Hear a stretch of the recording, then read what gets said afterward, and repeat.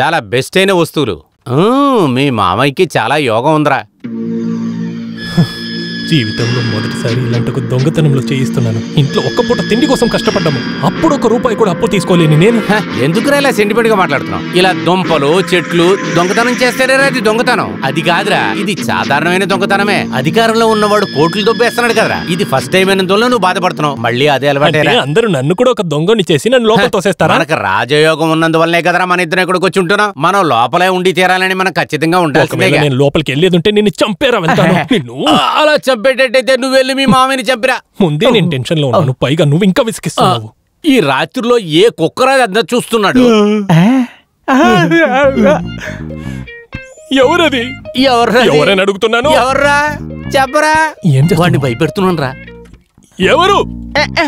నేనే, సాక్షిని. ఆహా, నీకు ఈ రాత్రిలో ఇక్కడేం పని రా? అందరూ ప్రశాంతంగా నిద్రపోతుంటే నేను నిద్రపోలేను కదా.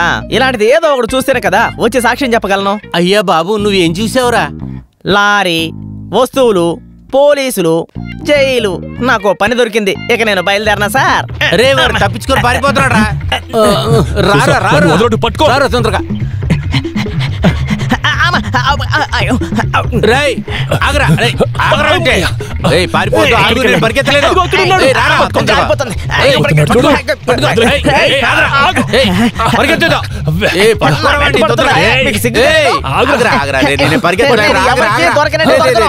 చిన్నప్పటి నుంచి నాకు ఇంత పెద్ద ఇంట్లో ఉండాలని ఆశ. అయినా దొంగగా పుట్టాలని ఎవడు అనుకోడు. పరిస్థితులే వాణ్ణి దొంగగా మారుస్తాయి. ఉదాహరణకి మిమ్మల్ని అనుకోండి. మీరు వస్తువులు తీసుకున్నారు, అమ్మేశారు. ఎందుకో తెలియదు గానీ అది నా కంటపడింది, దొరికిపోయారు. మీరు దొంగలైనా గానీ మీ ఆలోచన నాకు బాగా నచ్చింది. ఐటమ్స్ ఎలా ఉన్నాయిరా? సూపర్ గా ఉంది. చాలా అద్భుతంగా వంట చేశారు. ఇంతకుముందు న్యూ ఆంధ్ర మెస్ లో పని చేశారా? ఎవరు?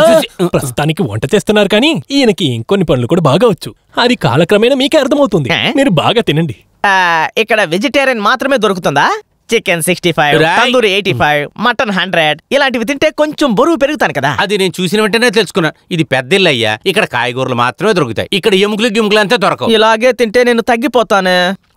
పర్వాలేదు, ఫ్రీగా దొరుకుతున్నాయిగా. నేను ఇక్కడే మీతో పాటు ఉంటున్న సంగతి ఆ లాయర్కి గాని ఆ మహాదేవనికి గానికి తెలిసిందంటే నా కథని ముగించేస్తారు. ఇక్కడ ఏమేం జరుగుతుందో అప్పుడప్పుడు వాళ్ళకి చెప్తూ ఉండాలి. అయ్యో దేవుడా, భయపడకండి, నేను ఒక్క ముక్క కూడా చెప్పను. ఈ సాక్షికి తిన్నింటి వాసాలు లెక్క పెట్టడం చేత కాదులే. మీ గురువు దగ్గరే నువ్వు ఎక్కువ తినుంటావు కదరా, అక్కడ నువ్వు జాగ్రత్తగా ఉండుంటావే. అది సర్దికూడు. సర్దికూడు అంటే గుర్తొచ్చింది. ఇక్కడ పక్కనే ముసలాడు ఓ అమ్మాయి ఉంటున్నారు కదా. అవును, ఎందుకు? ఊరికే అడిగాను. ఊరికే అడిగానయ్యా. మీరు ఎలాగే చూస్తుంటే నాకు కడుపు నొప్పి వస్తుంది. ముందు మీరిద్దరు బయటకు వెళ్ళండి. ఏంటి కామెడీ మొహాలు? నాకు అన్నం పెట్టి సంతోషపడుతున్నారు. తినండి.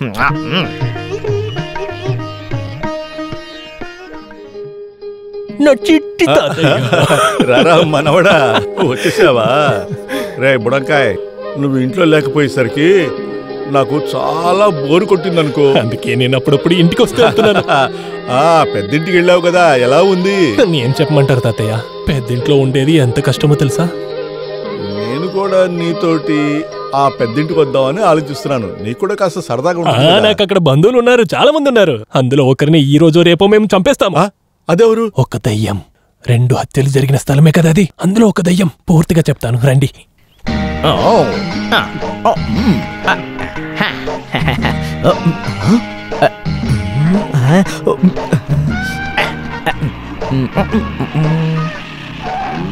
ఆపు ఆపు రే.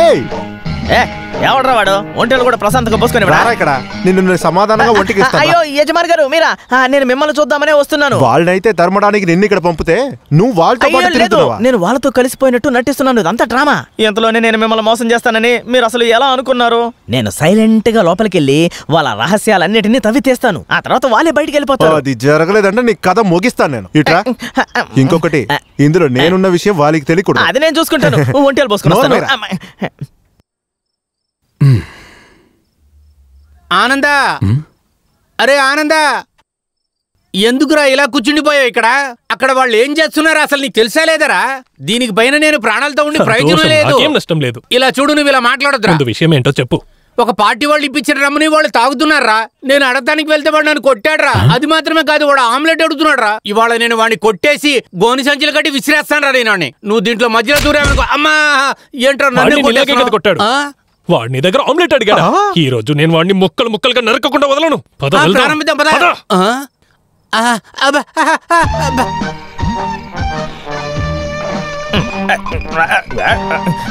ఎవడరా చేయి పట్టుకుని ఊపుతుంది? తక్కిట తక్కిట తక్కిట తక్కిట తక్కిట తక్కిట తక్కిట తందానా.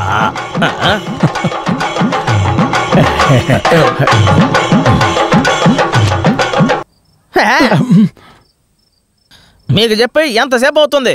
ఇద్దరు దున్నపోతులు ఇక్కడ ఉండి కూడా నాకు ఒక ఆమ్లెట్ వేసి ఇవ్వలేకపోయారు. మీ ఇద్దరిని ఏమనాలి అసలు? స్టార్ట్ చేయరా. రండిరా, రండి రండి. వస్తువులు, పోలీస్, కోర్టు, జైలు. ఆమ్లెట్ వేయడం స్టార్ట్ చేయరా.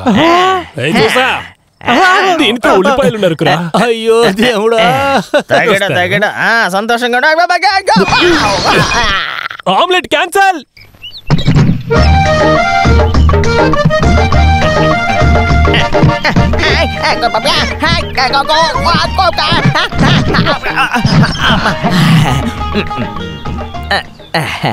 Good morning. నా పేరు సాక్షి, పెద్ద లాయర్ గారి పియని. నేను పాయసం తీసుకొచ్చాను. ఈ రోజు నా పుట్టినరోజు. అరే ఇదంతా అక్కర్లేదు, అక్కడ ఇదంతా చేయడానికి ఎవరున్నారు? సూసై అని ఒక పనివాడిని పనిలో పెట్టానులే. పేరుకు మాత్రమే సూసై, కానీ వంట ఆదరగొట్టేస్తాడు. అవును, నీ పేరేంటి? రోహిణి. నక్షత్రం నేను అనుకున్నదే కదా? లేదు, నక్షత్రం. మీది అందమైన పేరు, వికసించిన పువ్వులా ఉంది. భలే రైమింగ్ గా చెప్పాను కదా. ఈ రోజు పుట్టినరోజని కదా చెప్పారు? అవును, కానీ మీరన్నా ఆ రోజు కాదా ఈ రోజు? ఏదో ఒకట్లే.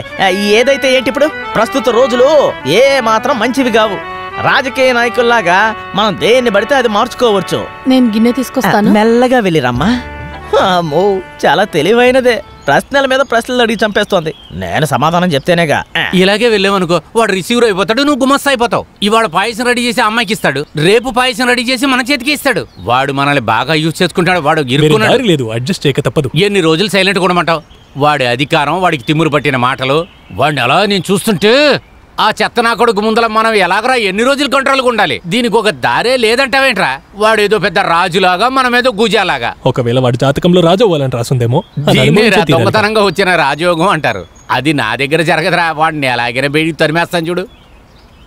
అదేలా? నా ప్రియాతి ప్రియమైన రోహిణి నక్షత్రమా, ఈ రోజు నేను తెచ్చిచ్చిన ఈ రోజు నేను తీసుకొచ్చిచ్చిన పాయాసమే కాదు, నా ప్రేమకి శాంపిల్ అది.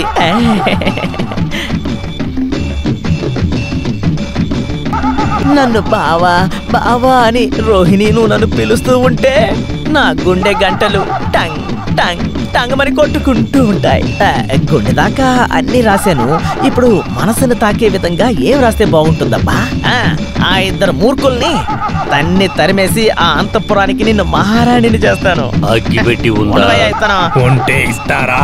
వెయిట్ చెయ్యండి.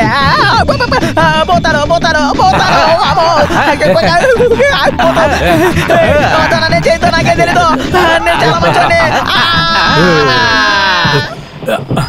ఏంట్రా శబ్దమే లేదు? వీడు చనిపోయాడు.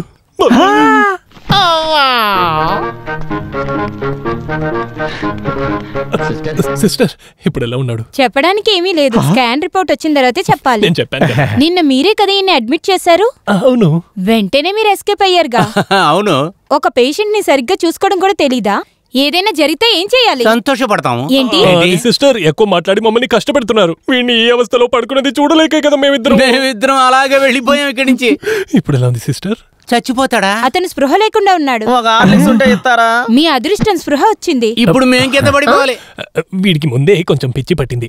పిచ్చి నీ బాబుకేరా? సిస్టర్, ఒక నిమిషం. ఇప్పుడు మీరు చూశారు కదా, వాడు ఎప్పుడైతే స్పృహలోకి వస్తున్నాడో అప్పుడు వానికి మైకం సూదిచ్చేయండి. ఏ కారణం వల్ల వీడు హాస్పిటల్ వదిలి బయటికి రాకూడదు. చాలా నష్టపెడతాడు. కరెక్ట్ గా చెప్పాలంటే తెల్ల చీర కట్టినోళ్ళు నచ్చరు వాడికి. అలా అయితే నేను చూసుకుంటాను.